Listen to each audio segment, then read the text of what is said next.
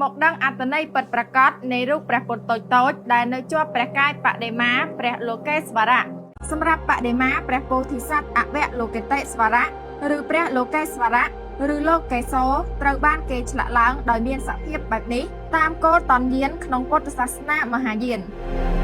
បដិមានេះបានពេញនិយមខ្លាំងនៅក្នុងរជ្ជកាលព្រះបាទជ័យវរ្ម័នទី7ដោយយោងតាមរឿងរ៉ាវក្នុងគម្ពីរការ៉នវុហសូត្រគម្ពីរប្រាជ្ញាបារមីហរតីសូត្រនិងគម្ពីរផ្សេងៗបដិមានេះមានច្រើនសន្តានចាប់ពីព្រះវស្ទ2ដល់32និងដល់1000ការសាងបដិមាលោកេស្វរៈរបស់អតីតព្រះមហាក្សត្រយើងជាសញ្ញាលក្ខណ៍នៃព្រះមេត្តាពិគុណនិងក្តីករុណាដែលមិនមានទីបំផុតរបស់ព្រះពោធិសត្វដែលតែងតែស្ដាប់នៅការដង្ហោយហៅរបស់វិន័យស័ក្តិដែលកំពុងរងទុក្ខក្នុងភូមិនានា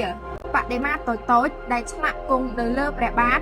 រូបបដិមាព្រះលោកេស្វរៈគឺពុំមែនជាព្រះបដិមាព្រះពុទ្ធសមណគោតម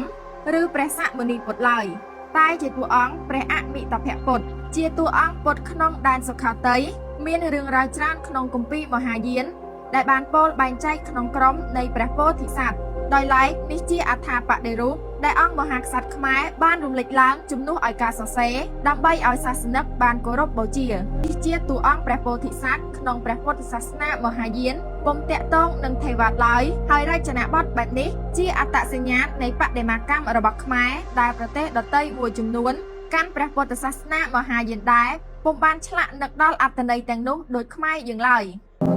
កុំភ្លេចថាបដិមានេះមានអត្ថន័យគ្រប់គ្រាន់ពុំមែនជាការប្រមាថដែលដូនតាខ្មែរធ្វើដោយមិនគោរពឡើយសម័យកាលដែលឆ្លាក់បដិមានេះជាសម័យកាលដ៏រុងរឿងនិងគោរពគុណព្រះពុទ្ធដ៏តឹងរ៉ឹងមួយផងដែរព្រះនេត្រទី3ចំកណ្ដាលព្រះនលាដោយព្រះសិវៈបង្ហាញពីភាពជាពុទ្ធឥសូរព្រះភ័ក្ត្រដោយព្រះបាទជ័យវរ្ម័នទី7គឺទ្រង់ប្រៀបនឹងផ្នែកមួយជាអវតាររបស់ព្រះលោកេសរ